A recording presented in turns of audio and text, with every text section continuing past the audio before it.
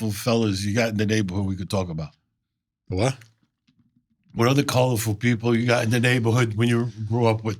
There's a lot. We could talk about. There's a lot. Well, we went over Prince Street. Mm-hmm. But see, there's a lot more to Prince Street. What I want to do with Prince Street is I want to go over every made guy individually and give the audience a background of that guy. A synopsis? A little, yeah. And then we could do is I could talk about all the incidents with that guy. And I could talk about how he approached things and his mentality and things that happen. Incidents that happened with that guy through my life where I see how he reacted to it. But you go up and down those blocks, let me tell you something. We had a lot of tough kids that came out of that neighborhood. A lot of tough kids. Most of them are not with us any longer. You know what they say, all the tough guys are in the cemetery. Well, yeah, that's true. You know, I got to say, my grandfather, Frankie, he raised 6 boys, my father being one of them. And all of them were tough kids growing up. Growing up back then, you had to be. That was back when, you know, if you weren't a tough kid, you didn't survive. They were all tough in their own right, you know. A couple of them got hooked on drugs, which, you know, is a shame, unfortunate. Like my Uncle Michael. My Uncle Michael was tough. He fight, and he got an addiction, passed away. My Uncle Lewis was the closest to my father. Yeah, we've talked about him before. Yeah. Yeah, he was shot 11 times, stuffed in a trunk. Was missing for like 10 days. They stuffed him in a magician's trunk. Oh, it had a false back in the trunk? So all his organs, whatever was, fell to the bottom. So we were still able to lay him out after 10 days. That's a miracle. So, yeah, he was a tough, ballsy kid. I mean, just too much. Well, yeah, because that generation, they were, you know, that was the heyday. That's the thing. If Lewis was around today, nobody do nothing. Lewis was around at a time where the mob was at its height. Okay? 70s. Right. 60s, 70s. There were kids coming up. You didn't get away with nothing back then. The littlest thing. There's guys today, or I heard even the past 10, 20 years, they did 10 times worse than Lewis ever did. Right? Whatever reasons they had. Right. Killing them. Well, okay? Never got the Which whole would never story? be good enough for me. Right? Never got the whole story. There's a lot of stories out there. I'll go over it. Because now I know who was involved and how they did it and all that stuff, right? But do you know why? I really don't know why. There's a few reasons why that I heard. That'll be a whole nother thing. It gets complicated. But the point I will say is what I'm making is that there's kids that are around today in the past 10 years, 20 years, right, that done far worse than Lewis ever could have did. Man, nobody did nothing to them. Because the mob ain't the mob no more. Well, no, it's like... You go in the 70s, a lot of guys were around, a lot of serious guys. It was the heyday. Well, yeah. Into the 80s, you know? Once everybody has a video camera and a regular camera in their pocket, and they got, you know, you go to New York, they got a camera on every corner. You know, the days of turning a corner and disappearing are over. The whole world is, you got to assume you're on camera at all times. But Lewis, he would shoot it out with shootouts, got shot by a cop. Stories I heard. Cowboy, you know? I had a cousin like that. He was... I think we all had one, right? Yeah. Oh, yeah. No, I remember I was a kid, you know, because he was older. He was my mother's cousin, my grandfather's side of the family. You know, he was one of the President Street guys, you know, Red Hook guys. And you're watching TV or whatever. All of a sudden on the news, he's like on the back of a bus going by in a shootout with the cops, live on TV, on the news. Live? On the news. Wait, in the middle of President Street? I forgot exactly where it was, but he was running from the cops. Something happened. The car got smashed. He jumps out, jumped on the back of a bus. You know, back then they had the grates on the back and the bumper you could just jump on when you didn't have money. That's how you get around the city, you know? Yeah. And Yeah, no, he got shot. He got shot by the cops. Like I said, this had to be early mid-70s. It was, it was hysterical. Like, you're sitting going, is that? Yes, it is. Oh my God. My grandmother was like, just shaking her head. My grandfather get up, starts getting dressed. He's like, where are you going? He's like, well, I'm either going to go to the police station or the hospital, wherever they're going to send One or me. the other, yeah. He's going to one or the Or other. both. Yeah, hopefully not the morgue, Yeah, it's the main thing. But yeah, no, he was wild. He later in life met a woman who caught him in line. And that's a lot of the guys' stories, There's always something that woke them up to change their way of life. His was a woman. They got married, they had a kid, lived happily ever after, as far as I know. And I'm sure he's okay. As far as I know, like I said, when I left New York, I left a lot behind. I haven't really been in contact with many people.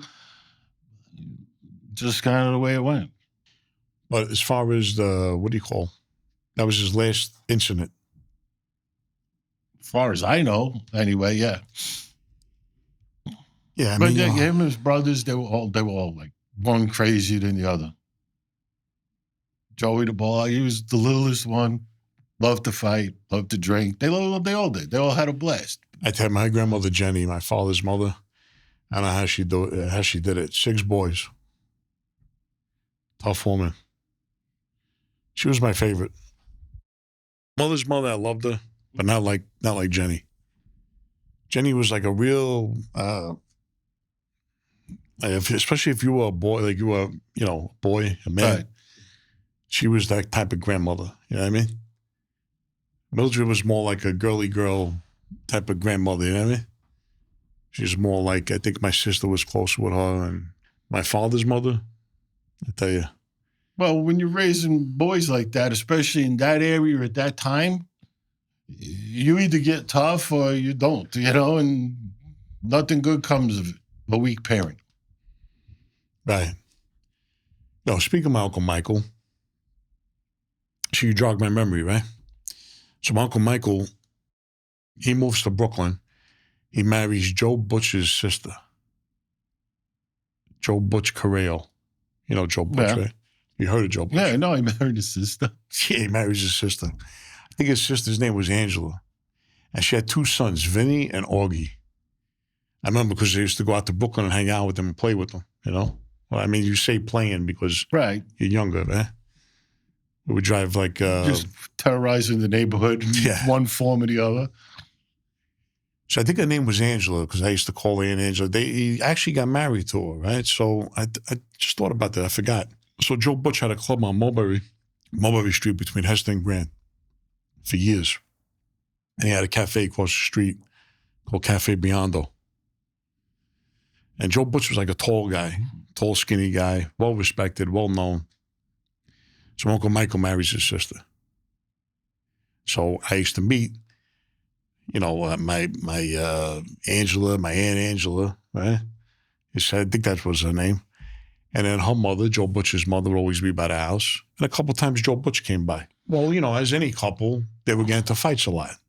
So I guess one fight happened where she called her brother up, and her brother sent a couple of guys over to beat my Uncle Michael up. Calm things down? No. They weren't there to be the voice of reason, huh? No. I'm going way back. I'm going probably in the 70s, maybe early 80s. I'm a kid. I think her son Augie died on a mini bike. He had like a mini bike accident. Something like that. I know it was a tragic something, but they were good kids. Her son Vinny, I don't know if they're still alive. I remember I used to box with them. My uncle was Sarah. We used to box. But it was a lot of fun hanging out with them in Brooklyn. We'd go, they'd take me around. We, like you said, terrorizing everybody.